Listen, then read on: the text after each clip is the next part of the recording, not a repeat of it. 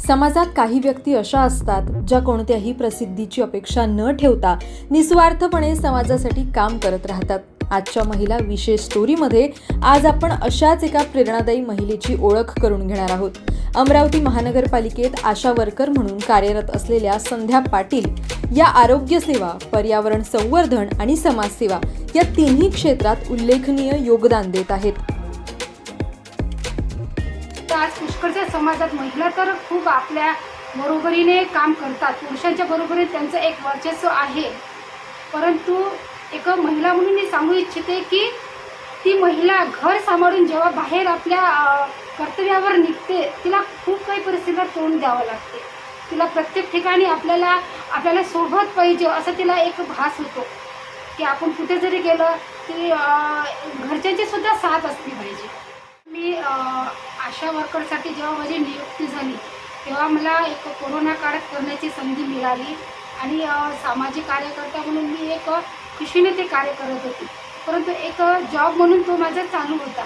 परंतु अशा काळातच 2 वर्ष अगोदर अंकुर हनीस फाउंडेशन एक NGO आहे, ते पण हे कार्य करतात आणि जेव्हा त्यांचं जेव्हा मी कार्य बघितलं तेव्हा मला हे असं वाटलं की आपलं पण कार्य यांच्यासोबत आपण करू शकतो.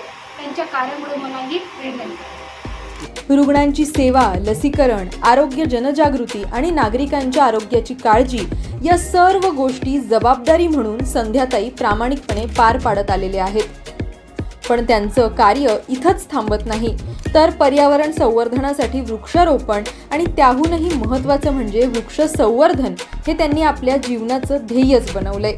झाड लावण्याबरोबरच ती जगवण्यासाठी सुद्धा त्या सातत्यानं प्रयत्न करतात आणि नागरिकांना सुद्धा या मोहिमेत सहभागी करून घेतात. सर्वात प्रथम तर आपण वृक्षांची लागवड केली पाहिजे.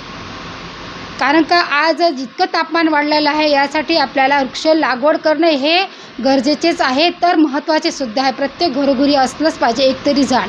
आणि दुसरी गोष्ट म्हणजे का त्या वृक्षाची आपण जोपासना केली पाहिजे, त्याचं संवर्धन केलं पाहिजे. कारण का वृक्ष लागवड केल्यापेक्षा त्याचं संवर्धन करणे, त्याला वेळेवर पाणी देणे ते खूप गरजेचे आहे.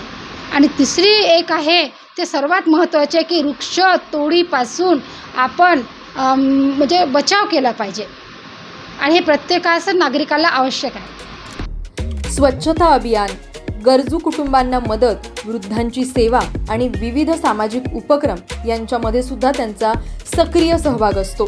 त्यामुळे त्या परिसरातल्या अनेकांसाठी प्रेरणादायी व्यक्तिमत्व ठरले आहेत. घर, नोकरी आणि समाज या तिन्ही जबाबदाऱ्या समर्थपणे सांभाळत समाजासाठी सातत्यानं योगदान देणाऱ्या संध्या पाटील यांनी महिलांच्या कर्तृत्वाचा एक आदर्शच समाजासमोर ठेवलाय. पण एक खास प्रसंग जो माझ्याशी घडला आहे पहा. एक गरजूने म्हटलं जाते, वृद्ध आहे आणि घरची चांगली आहे महिला ती. आणि तिचे म्हणजे मी नाव नाही सांगू शकत. तिचे जो मुलगा आहे तो ऑफिसर आहे, सून ऑफिसर आहे. पण अशा परिस्थितीत तिचे दोन्ही हात एक हे झाले होते, एलर्जी झालेली होती दोन्ही हाताला. आणि माझी ड्युटी दरम्यान माझी तिची भेट झाली आणि मला ती दिसली आणि एकदम अशी ही झालेली की बघ ताई मला किती काय झालं म्हणे. म्हटलं मावशी एवढं झालं म्हटलं तरी तू दवाखान्यात जात नाही. नाही म्हणे मला कोणी नेतच नाही म्हणे. म्हटलं ठीक आहे, मी तुझ्यापर्यंत एक म्हटलं डॉक्टरांकडून औषध आणून तू ते वापर.